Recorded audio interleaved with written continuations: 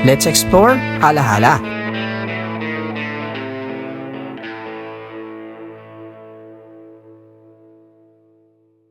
Last year, nag-attempt kami ng kaibigan ko na si Justin na sumampa sa pagoda. Sa kasamaang palad, dahil tinanghali ako ng gising, hindi kami umabot. Hindi kami nakasakay sa pagoda. Lalo na't hindi rin namin alam na kailangan palang magpalista para makakuha ng life vest na basic requirement para sa mga sasakay sa Pituya. This year, umulit kami ni Justin at this time, may mga kasama na kami na iba pa mula sa Team Minis Market. Sina Jimwell, Ate Lisa, at ang mismong owner ng Minis Market na si Aimin. Noong una, hindi namin sigurado kung makakasampa ba kami sa pagoda. Medyo may binago kasi sa sistema. Sa halip na magpalista lang, meron ng stub.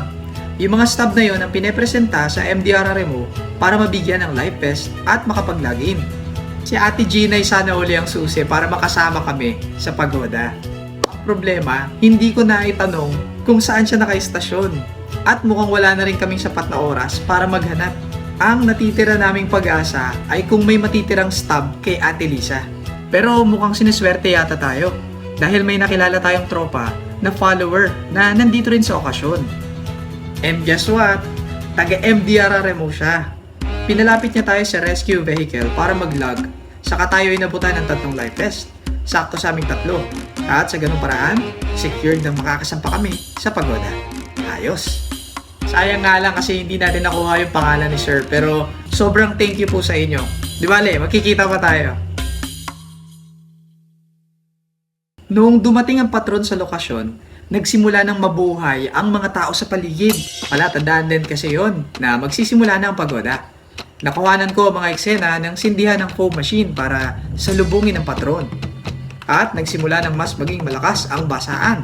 Dahil nga nagkakabasaan, hindi ko na nagawang kuhanan yung mga eksena habang paakyat at pasampa kami sa Pituya. Basta, sumampa na lang kami at doon na ako sa taas nagsimulang mag-setup ng camera at microphone. Na naging challenging din dahil nga nagbabasaan sila. So, nakasakay na kami ng mga kasama ko dito sa Pituya. Ito yung vessel kung saan nilalagay nila yung santo, no, si Saint Michael the Archangel. So dito sa harapan natin, makikita natin ang daming bangka na paikot-ikot dito sa Pituya. Sasama sila dun sa magiging parada ng pagoda dito sa may Laguna de Bay. So dito sa vessel na to, ang full capacity lang nitong ating Pituya ay hanggang 60 passengers lang. So kapag merong mga nakasakay na hindi naka-life vest, ibig sabihin nun ay lagpas na tayo sa bilang. So sinuwerte lang kami kanina kasi may nakakilala sa atin na follower. And nakakuha tayo ng life vest at yung pati yung mga kasama natin, no, nagkaroon din ng life vest. Okay, so yung mission natin sa pagsakay natin dito sa Pituya, ang goal natin dito ay aalamin natin yung purpose kung bakit ginagawa itong pagoda, no, and kung mapapansin natin, nagbabasaan din yung mga nagse-celebrate ng pista na to. Usually, ang alam natin pagka San Juan at saka lang at saka lang nagbabasaan. Pero dito, it's Saint Michael, nagbabasaan din sila. So alamin natin kung bakit. Maya-maya pa, nagsimula ng umandar ang makina ng Pituya.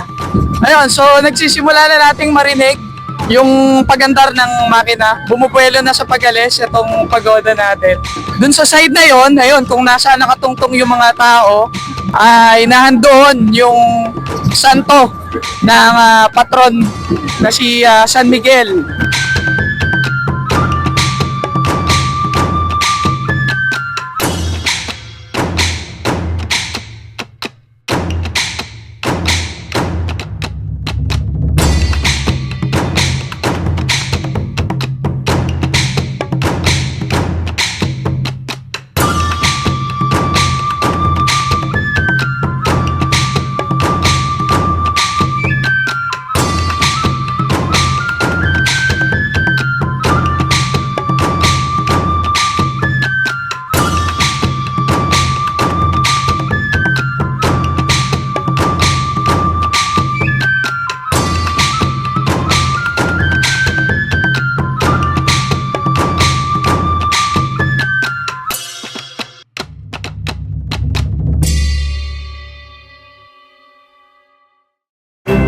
Buhay na buhay ang mga tao sa pista.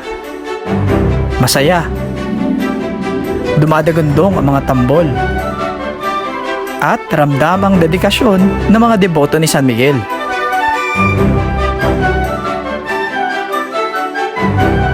Pero bakit nga ba ginagawa ang tradisyon ng pagoda dito sa Hala-Hala tuwing pista ni San Miguel Arcangel? Yan ang inalam natin.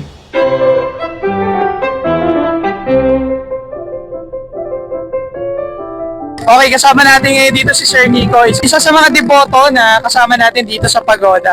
Sir Nico, first time mo bang sumamba rito sa pagoda? First time po sa pagoda, dito sa bangka. Pero lagi po kami naghahatid dyan sa may pantalan po. Taga saan ka? Special din po. Special district. Taga Special District. Sir Nico, sa tingin mo, itong tradisyon na to na ginagawa natin sa pagsampa ng St. Michael dito sa may pagoda, ano yung purpose niya? Bakit natin siya ginagawa? Kaya po siya ginagala or pinoprosesyon sa lawa to give thank po sa mga huli or binibigay po ng isla ng lawa natin. So, ibig sabihin si St. Michael ay patron ng mga mangingisda dito sa Hala-Hala. Tama po? Parang ganun na po. Grabe po kasi yung devotion ng mga Halaleños kay San Miguel. Kahit po yung barangay punta, nagse-celebrate po sila ng fiesta, though hindi po talaga nila kapistahan or hindi na po nila patron.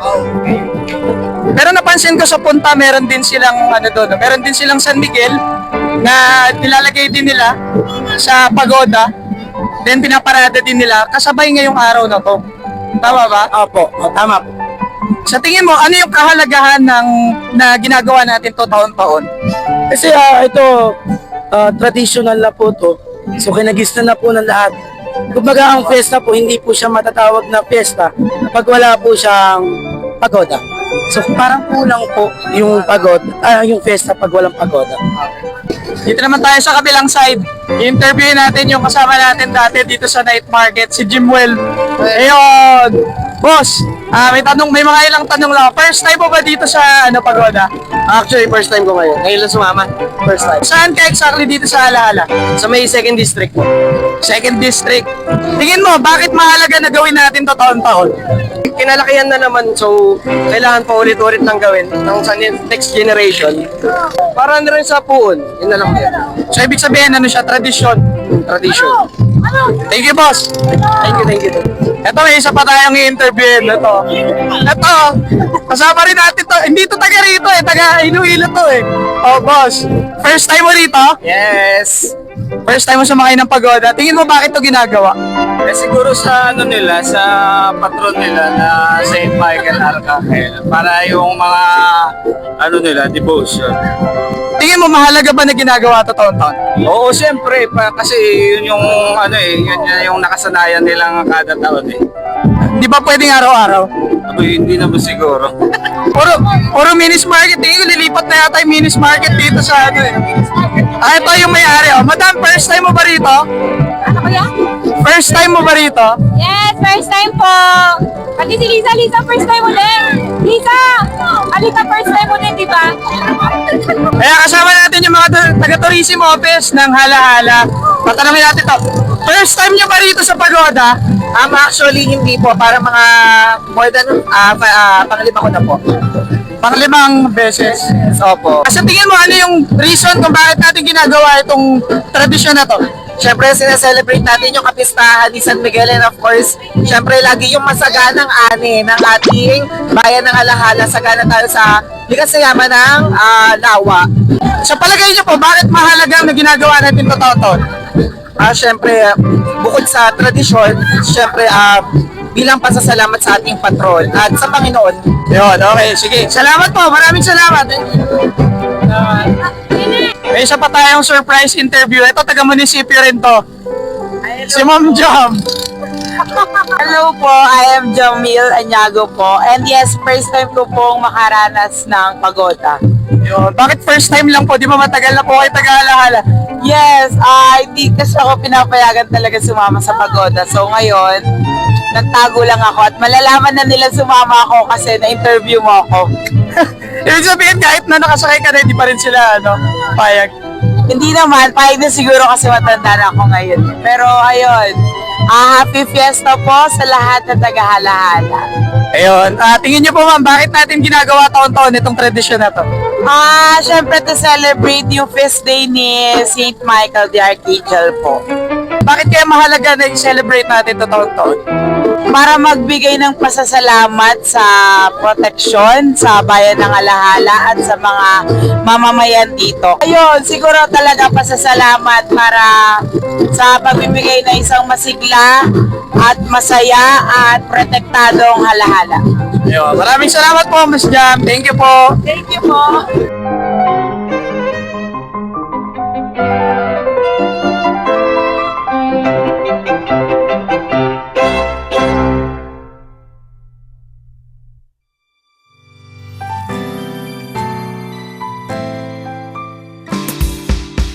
Masaganang ani, mayamang huli, ligtas na pamayanan, at malusog na komunidad. Ilan lang ito sa mga pinagpapasalamat at dalangin na pagpapala taon-taon ng mga deboto ni San Miguel Arcangel. Para sa mga Halalenyo, ang pistang ito ay hindi lang basta masayang pagdiriwang. Ito ay isang tradisyon at malalim na debosyon. At isa ring paalala na ang lawa na pinagkukuhanan nila ng kabuhayan ay regalo sa kanila ng langit. Hanggang sa susunod nating pagtuklas. Ako po si Tito J mula sa Tito J Diaries at ito ang Yellow Hat Project.